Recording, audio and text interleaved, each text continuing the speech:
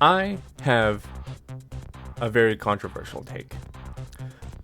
I think Ninja Shadow of Darkness is the hardest game in the entire PlayStation 1 library. I've been wanting to make a video about this for quite a while, never got around to it, always deleted every single take that I got, but here we are.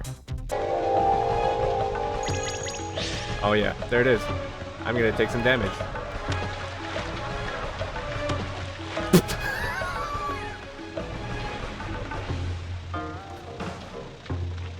Okay, well, I did it correctly, but then I just fell down and ledged like a complete moron. However, we're not going to talk about the full game just yet. I want to go over something that I actually didn't know about until I saw a thumbnail about the video. This is the demo to Ninja Shadow of Darkness. I don't know about release dates or anything of that nature. I didn't really bother to look into researching that a whole bunch. But this demo is particularly off of this PlayStation 1 demo disc. Back in the day, PlayStation would pretty much release any and all demo discs for you to try out pretty much any game, if you're familiar with like jam-packed discs.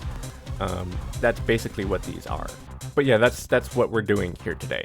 Now, I made the mistake of trying to do live commentary in the moment. I didn't know what I was coming up across, I didn't know what was going to happen. So a lot of the live commentary ended up being like this. So if you go this way, we're gonna meet Mr. Krabs here. Yellow Mr. Krabs. Oh, brother, this guy stinks! I didn't turn out how it liked, so I wanted to scrap it immediately, but I also didn't want to get rid of the gameplay footage that I have. So we're gonna do a mixture of both, me knowing what happened and live commentary, which is basically a reaction content at this point. I am not a good reaction content creator, so therefore you're not going to see me do it a whole lot because I'm a very reactionless man. But anyway, yeah, we're just going to make fun of my my live commentary because pain is the best form of comedy, as everybody knows. For example, look at me when I looked over randomly at my OBS screen and realized that I wasn't capturing any of the game audio. Yeah, I mean, this is probably one of the hardest moves you can pull off, and it's not even that useful, so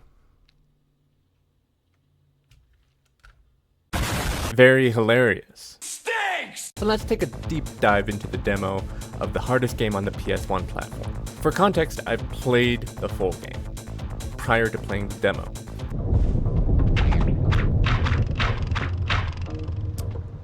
The game is littered with these, like everywhere in the game. Yeah, don't run into those traps, but you probably will. You're gonna actually see me play this demo as if I would play the full game, because there's not much different here other than enemy placement. Oh, hello. That's it's really clever.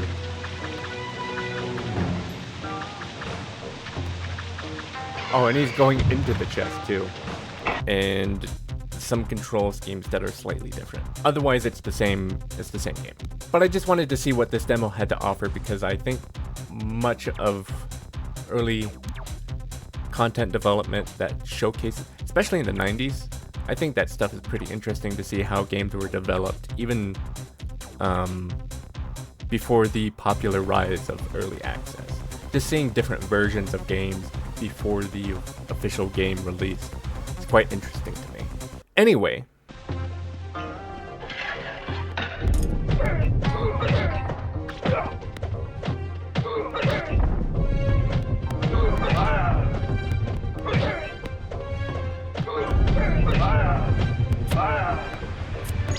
this demo in particular takes place in the later half of level 1 or stage 1, however you please.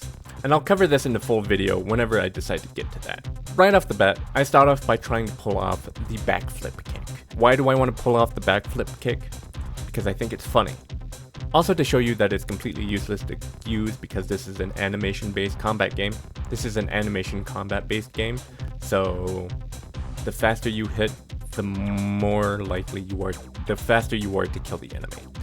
Doing the backflip is the longest move that you can do in the entire control scheme.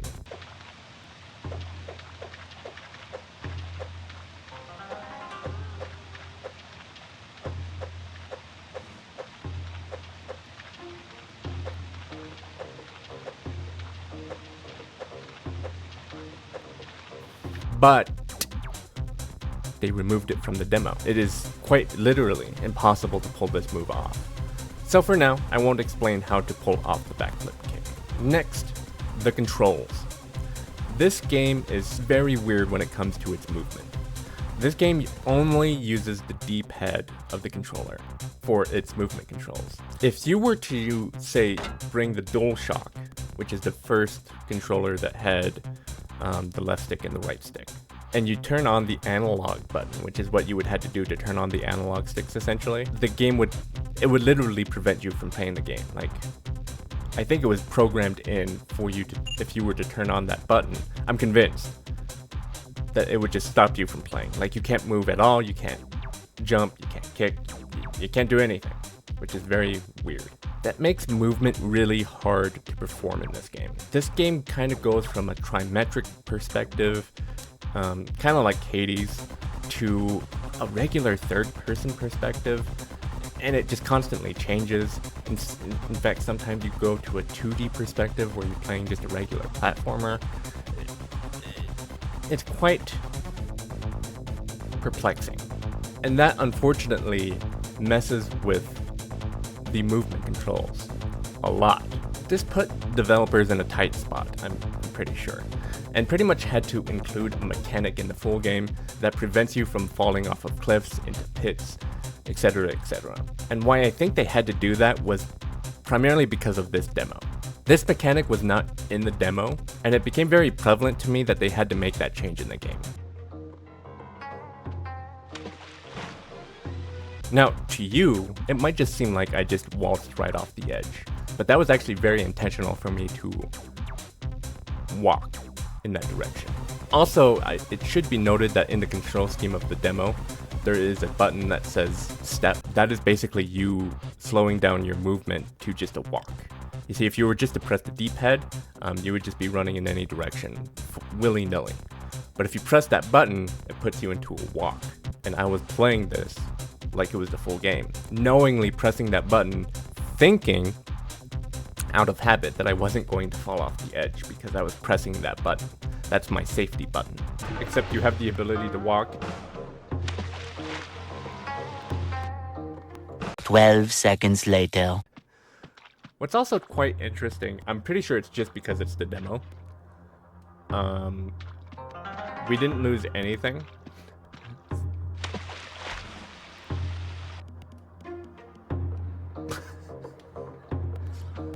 However, this also kind of applies to the AI, because the AI is prevented from falling off the cliff. In every instance, I was actually quite surprised how often enemies would just walk off the edge or just fall off the edge, even when they weren't dead by you hitting them. I think they had to make that change just to confine it to that arena. God damn.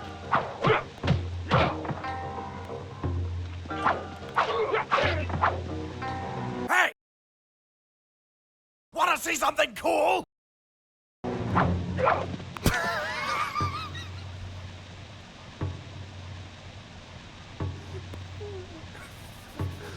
And finally, we come to the combat.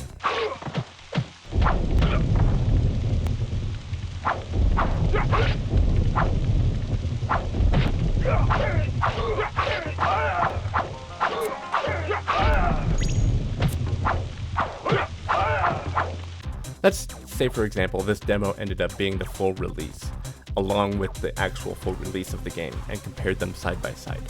This demo would be 50 times harder than the full game.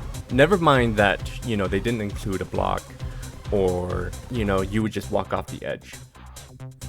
The enemy AI is super aggressive in this demo compared to the full release of the game, which is already kind of pretty aggressive in the full game. not only that, but they block constantly. I couldn't tell you how many times I would just be mashing my punch button, and they would just be blocking it. Or even if I was to press my knife button, which I did, and they would just block those knives, which is kind of funny because you're throwing knives at them.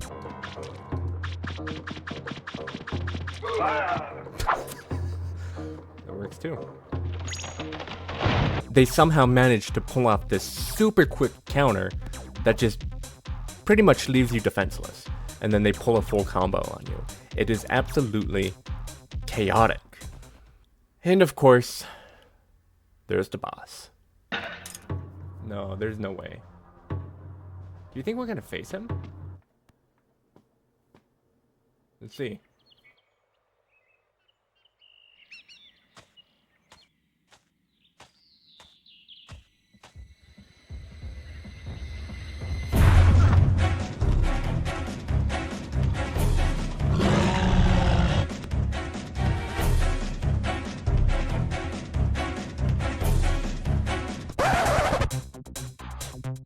Oh, okay.